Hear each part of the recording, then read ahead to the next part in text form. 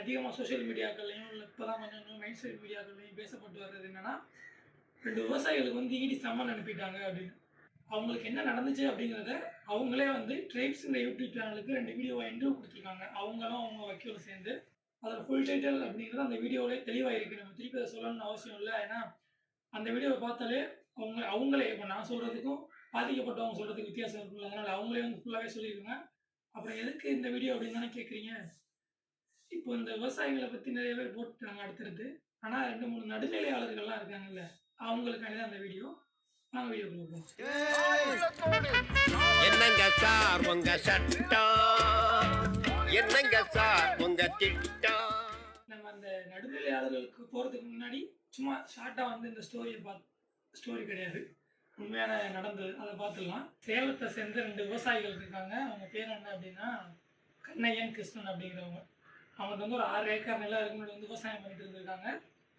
அதே ஊரில் பிஜேபியில் சேலம் கிழக்கு மாவட்ட இளைஞர் செயலாளராக இருக்கிற ஒருத்தர், அவர் பேர் வந்து என்னமோல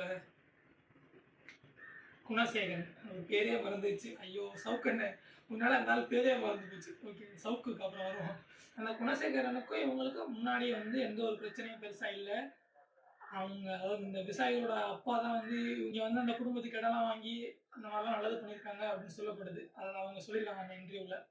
அதுக்கப்புறம் இவங்க வந்து இந்த ஜல்சா கட்சியில் சேர்ந்ததுக்கப்புறம் இந்த மாதிரிலாம் ஆகி இவர் நிறையா இடங்கள்லாம் பிடுங்கி கடைசியாக இவரோட இந்த 6 ஏக்கர் நிலத்தையுமே இவர் வந்து அபகரிக்கணும்னு பார்த்துருக்காரு. இவர் மட்டும் இல்லை, அவர் குடும்பமே சேர்ந்து அபகரிக்கணும்னு பார்த்துருக்காங்க.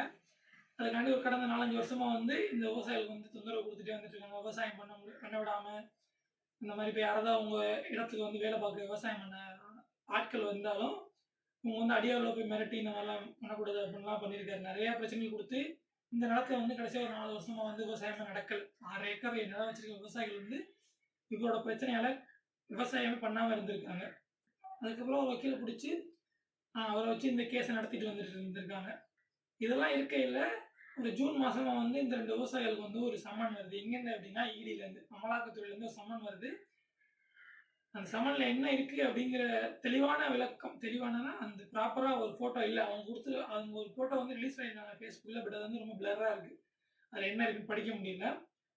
ஆனால் அவங்க என்ன சொல்கிறாங்க, அந்த விவசாயிகள்லாம் என்ன சொல்கிறாங்க, நாங்கள் வந்து அதிகமாக சொத்து சேர்த்துருக்கோங்கிற மாதிரியும் கருப்பு பணம் வச்சுருக்க மாதிரியும் வந்து எங்களுக்கு இடியிலேருந்து சம்மன் வந்திருக்கு அப்படின்னு சொல்லியிருந்திருக்காங்க. இப்போ அவங்க சொல்கிறபடி என்னென்னா இடி வந்து என்ன சொல்லியிருக்கோம் அப்படின்னா அதிகமாக சொத்து வச்சுருக்கிறதாகவும் கருப்பு பணம் வச்சுருக்கிறதாகவும் தகவல் வந்திருக்கு, நீங்கள் வந்து ஆஜராகுங்க. அந்த மாதிரி நீங்கள் ஆஜராகலை அப்படின்னா இடி வந்து அமலாக்கத்துறை வந்து அந்த நிலத்தை வந்து நாங்கள் அபகரிப்போம் அப்படிங்கிற மாதிரி போட்டிருந்ததா அவங்க சொல்லியிருந்தாங்க.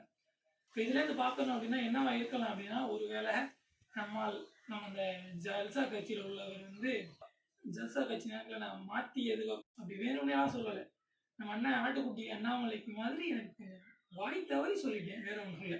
பார்த்தீங்கன்னா பாரதிய ஜனதா கட்சி மட்டும்தான் இருக்கு. அந்த குணசேகரங்கிறவர் வந்து ஒருவேளை அவரோட அந்த கட்சியோட பவரை யூஸ் பண்ணி அப்படி ஈரிட்ட சொல்லி அங்கேருந்து வந்து சம்மன் அனுப்பி ஒருவேளை இவங்க எப்படி இந்த விவசாயிகள் வந்து ஆஜராக மாட்டாங்க, எப்படி இவ்வளோ 60-70 வயசு உள்ளவங்க வந்து ஆஜராக போகிறாங்க, நம்ம பயத்தை கொடுத்துடலாம் அப்படின்னு கூட நடந்திருக்கலாம். இதில் ஹைலைட் என்ன அப்படின்னா, அந்த சம்மனில் அந்த பெருனரில் எங்கேயுமே இல்லாமல் இதான் ஃபர்ஸ்ட் டைம் மதத்தையும் ஜாதி பேரையும் போட்டு ஒரு லெட்டர் வந்திருக்கு அந்த விவசாயிகளுக்கு. என்ன அப்படின்னா ஹிந்து பல்லர் அப்படின்னு போட்டு வந்திருக்கு. இந்த மாதிரி ஒரு விஷயம் நடந்துட்டு இருக்கையில் இதை பற்றி 6 மாதத்துக்கு முன்னாடி உள்ளது தான். இப்போ தான் வந்து சோஷியல் மீடியா எல்லாத்துலேயும் வைரல் ஆனதுக்கு அப்புறம் தான் மெயின் ஸ்ட்ரீம்க்குலாம் போகுது. இவ்வளோ பிரச்சனை நடந்துட்டு இருக்கு. இதை பற்றி எல்லா யூடியூப் சேனலும் எடுத்து போடுறாங்க. அதுலேயும் ட்ரைப்ஸுங்கிற யூடியூப் சேனல் வந்து அங்கே நேரடியாக அவங்கள்ட்டே போய் அவங்கள வச்சு ஒரு வீடியோவும் அவங்க வக்கீலோட வச்சு ஒரு வீடியோ 2 வீடியோ எடுத்து போட்டிருக்காரு. அது லிங்க் கூட கீழே இருக்குது, வேணா பாருங்கள். அதை பார்த்தா ஃபுல்லாக அவங்களுக்கு வந்து ஓரளவு புரியும் அவங்களோட பாயிண்ட் ஆஃப் வியூ என்ன அப்படின்னு. இந்த மாதிரிலாம் இவ்வளோ நடந்துட்டு இருக்கையில் நம்ம அண்ணன் இருக்கார்ல சவுக்கன், அவர் வந்து ஒரு ஆடியோ அவர் வந்து அந்த வக்கீல் அவங்கள்ட்ட பேசின ஒரு ஆடியோ ரிலீஸ் ஆகுது. அந்த ஆடியோவும் ஃபுல்லாக இல்லை, ஒரு பார்ட் மட்டும்தான் இருக்குது. ஏன்னா இது அவர் அண்ணன் சொன்னது, நாங்கள் வந்து இன்னும் லென்த்தாக பேசியிருக்கோம், ஆனால் இது மட்டும் தான் கட் பண்ணி போட்டுருக்காங்க அப்படின்னு சொல்கிறாரு. அதில் என்ன அவர் சொல்ல வர்றாரு அப்படின்னா, இந்த விவசாயிகள் மேலே வந்து தலித் விவசாயிகள், ஏழை விவசாயிகள் அப்படின்னு ஒரு எமோஷ்னலான ஒரு கண்டென்ட்டை ஆட் பண்ணி சும்மா வந்து சோஷியல் மீடியாவில் வந்து வைரல் ஆக்கிட்டு இருக்காங்க. அது என்னன்னா, அது வந்து ஈடி மேலே வந்து வேணும்னே அவதூறு பரப்பத்துக்காண்டி பண்ணிட்டு இருக்காங்க. இது வந்து தமிழ்நாடோட உளவுத்துறையோட வேலை தான். அதனால தான் வந்து 6 மாசத்துக்கு முன்னாடி உள்ள பிரச்சனைய, இப்போ வந்து இத வந்து ஒரு பெரிய விஷயமா பேசிட்டு இருக்காங்க. அந்த மாரி சொல்லிட்டு இருந்தாரு. அதுக்கப்புறம் அந்த வக்கீல் வந்து, "இல்ல நீங்க வந்து ஏதோ என்ன வந்து வந்து ஒரு ஒரு மாரி திசை மாற்ற முயற்சிக்கிறீங்க." அப்படிங்கிற மாரிலாம் சொல்லிட்டு அந்த கான்வர்சேஷன் வந்து எண்ட் ஆயிடுச்சு. எண்ட் ஆயிடுச்சு மீன் அந்த ஆடியோ அவ்வளோதான் அதுல இருந்துச்சு. அத பத்தி யூடியூப் புரொடக்ஷன் மேனர் வந்து ஒரு வீடியோ போட்டிருந்தாரு. அதுக்கப்புறம் அதுல ட்ரிகர் ஆன அண்ணன் நம்ம அண்ணன் வந்து ஒரு ப்ராப்பர் ஸ்கிரிப்ட் எழுதி ஒரு வீடியோ போடுறாரு. நம்ம அண்ணன் அந்த 2 வீடியோல என்ன சொல்லியிருந்தாரு அப்படின்னா, ஃபர்ஸ்ட் அந்த அவர் என்ன சொல்றாருக்கு முன்னாடி அந்த வீடியோல இன்னொருத்தர் சொன்னாரு, இந்த மாரி யூடியூப் புரொடக்ஷன் வீடியோ போட்டிருந்தாங்க. அதுக்கு கீழ வந்து கமெண்ட்ல பாவம் அவங்க நினைச்சது நடக்கவே இல்ல. ஒரு 60%க்கு மேல உள்ளவங்க எல்லாருமே அவங்களுக்கு ஆப்போசிட்டா தான் இருந்தாங்க. சவுக்கு சங்கர் வந்து கரெக்ட் அப்படிங்கிற மாரி கமெண்ட் போட்டிருந்தாருன்னு போட்டிருந்தாங்க. நான் அப்படியே ஷாக் ஆயிட்டேன். சரி நம்மளும் போய் பார்த்துருவோம் அப்படின்ட்டு போயிட்டு அந்த கமெண்ட்லாம் எடுத்து பார்க்குறேன். உண்மையாலுமே சவுக்கு சங்கருக்கு ஆதரவா போட்டிருக்காங்க. நெறைய பேர் வரிசையா கமெண்ட் ஆதரவா வருது. அப்ப நல்லா நோட் பண்ணி பார்த்தா தான் தெரியுது. இந்த இப்ப ஆதரவா வந்த கமெண்ட் எல்லாமே அண்ணன் வீடியோ போட்டதுக்கு அப்புறம் வந்தது. யூடியூப் புரொடக்ஷன் வீடியோ போட்ட உடனே அந்த மாரி கமெண்ட்லாம் வரல. அப்புறம் எப்படி அவங்களுக்கு வந்து அந்த ஃபியூச்சர்ல நடக்க போறது இப்பவே தெரிஞ்சு எப்படி வீடியோ போட்டாங்கன்னு எனக்கு தெரியல. ஒருவேளை டைம் மிஷின் வச்சு போனாங்களா? இல்ல வந்து வீடியோ போட்டுட்டு நடுவுல இவங்களே தனியா குழு அமைச்சு ஒரு செயல்படுறாங்களா? யாரும் இந்த மாரி கமெண்ட் போடுறதுக்கு அண்ணன் ஆள் வச்சிருக்காரான்னு தெரியல. வச்சாலும் வச்சிருந்திருப்பாரு. என்ன அமௌண்ட் மேலேருந்து வருது அதெல்லாம். இந்த அண்ணனோட அந்த கேள்விகள் ஃபர்ஸ்ட் அவர் என்ன சொல்றாரு அப்படின்னா, அந்த ஈடி பண்ணது கரெக்ட் தான். எப்படி வந்து உள்ள வக்கீல அலோவ் பண்ணுவாங்க? என்னன்னா, இவங்க அந்த சம்மன் வந்ததுக்கு அப்புறம் இவங்க வக்கீல்லாம் வந்து ஈடி ஆஃபீஸ் சென்னைக்கு பார்க்க போயிருந்தாங்க. ஆனா உள்ள வந்து அந்த விவசாயிகள மட்டும் தான் உள்ள நாங்க அலோவ் பண்ணுவோம். வக்கீல் வந்து அலோவ் பண்ண மாட்டோம் அப்படின்னு சொல்லிட்டாங்க. கட்ட பஞ்சாயத்து தான் நடக்க போகுது. கட்ட பஞ்சாயத்து நடக்கையில வக்கீல் இருந்தா தப்பா இருக்கும்ல. அண்ணன் சொன்னது கரெக்ட் தான். மத்தபடி உள்ள கட்ட பஞ்சாயத்து நடக்கையில வக்கீல் இருந்தா அது கொஞ்சம் பிரச்சனையா இருக்கும். அதனால வக்கீல்லாம் வேண்டாம் அப்படின்னு சொல்லியிருப்பாங்க. அத வந்து அண்ணன் வந்து ஒரு முட்டு குடுக்குறாரு. அது வந்து சட்டப்படி தான் இருக்கு. எப்படி வந்து உள்ள விடுவாங்க விசாரணைக்கு அப்படின்னு. ஆனா பிஎம்எல்ஏ பிரிவென்ஷன் ஆக்ட் 50 படி நம்ம வந்து ஒரு விசாரணையின் போது ஒரு வக்கீலையோ இல்ல ஒரு தனிநபரையோ வச்சுக்கலாம். நமக்கு துணையாக வச்சுக்கலாம். சரியானே? சும்மா வந்து அவங்க காசு குடுத்துட்டாங்க அப்படிலாம் வந்து உளரக்கூடாது. ஓகே. அடுத்து இன்னொன்னு என்ன சொல்றாரு அப்படின்னா, இந்த மெயின் விஷயத்த அவர் விட்டாரு. அந்த லெட்டர்ல வந்து சம்மன்ல வந்து ஹிந்து பல்லர் அப்படிங்கிற விஷயம் வந்து போட்டு வந்துச்சு. அதான் பெரிய பிரச்சனை ஆக காரணமே அதான். அந்த அந்த வந்த சம்மன்ல ஹிந்து பல்லர்ன்னு மென்ஷன் பண்ணி, இதுவரைக்கும் அந்த மாரி அரசாங்கம் அனுப்புனதில்ல. இவ்வளோ கீழ்த்தரமா யாருமே வந்து பண்ணது கிடையாது. இவங்க அந்த மாரி பண்றாங்க. ஒரு ஜாதி பேரையும், மத பேரையும் குறிப்பிட்டு வந்து ஒரு சம்மனோ, ஒரு லெட்டரோ வருது அப்படின்னா, இதான் முதல் தடவ. அண்ணன் வந்து அத பெருசா பேசல. அத வந்து சும்மா அப்படியே போயிட்டாரு. அது கண்டிக்கத்தக்கது. நம்மளும் கண்டிக்கிறோம். அப்படி அப்படி அவ்வளோதான். அந்த ஒரே வார்த்தையில முடிச்சுட்டு திருப்பி இன்னொரு தடவ சொல்றாரு. அங்க உள்ள வந்து ஹிந்திக்காரங்க. அவனுக்கு பல்லர்னு ஒரு ஜாதி பேரே தெரியாது. அது ஜாதி பேருனாலே அவனுக்கு தெரியாது. அவன் ஏதோ லோக்கல் அட்ரஸ் மாரி போட்டிருப்பான் அப்படின்னு. கரெக்ட் தான். அண்ணன் சொல்ற பாயிண்ட் ஆஃப் வியூல வருவான். அவன் வந்து ஹிந்திக்காரன். அவனுக்கு பல்லருங்கிறது வந்து ஒரு ஜாதி பேருன்னு தெரியலன்னு வச்சுக்கோங்க. ஹிந்துன்னு இருக்குல்ல. ஹிந்து. அது தெரியும்ல அவருக்கு ஒரு என்ன ஹிந்து அப்படின்னு. ஹிந்துனா என்ன? ஒரு ரிலீஜியனை குறிக்கிறது. அதுக்கு பக்கத்துல ஹிந்துக்கும் பக்கத்துல இன்னொன்னு வருது அப்படின்னா, அது கேஸ்ட் பேரா கூட இருக்கலாம்னு ஒரு காமன் சென்ஸா இருக்கும்ல. இந்த மாதிரி ஒரு ரிலீஜியன் போடுறோம். அதுக்கு பக்கத்துல கேஸ்ட் பேர் இருக்கலாம் அப்படின்னு.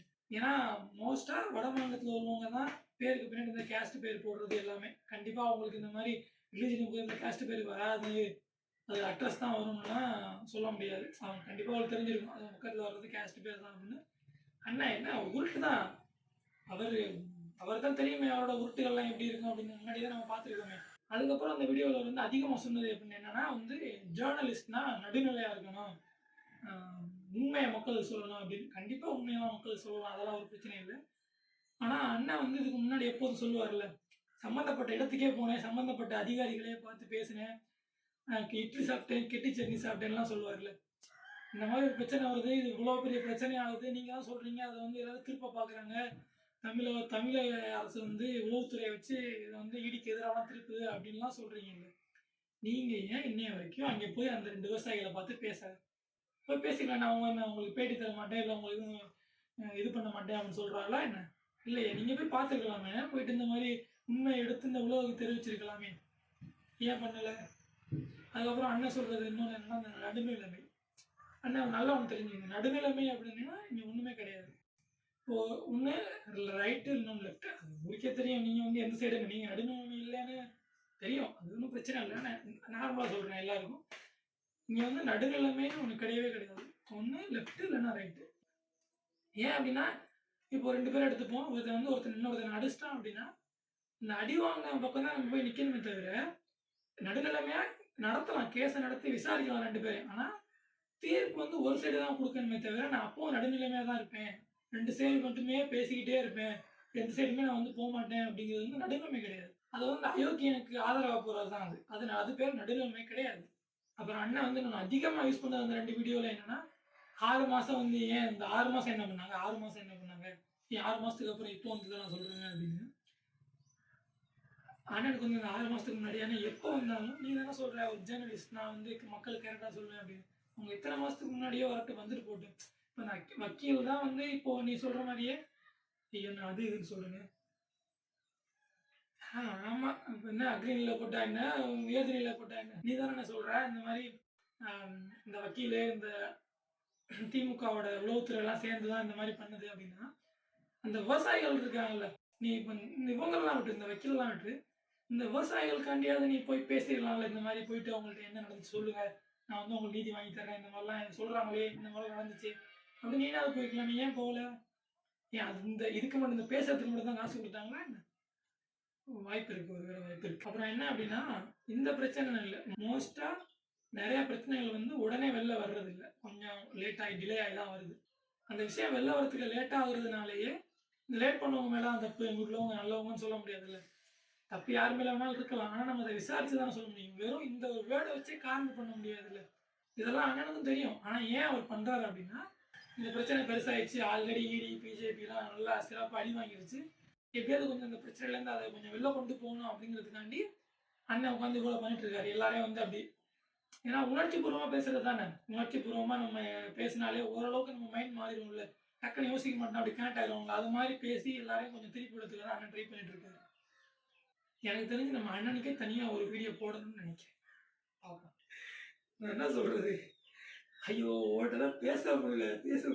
நீ பைத்தியக்காரன்ட்ட கூட ஆன்சர் குடுத்துடலாம் போல. கொடும.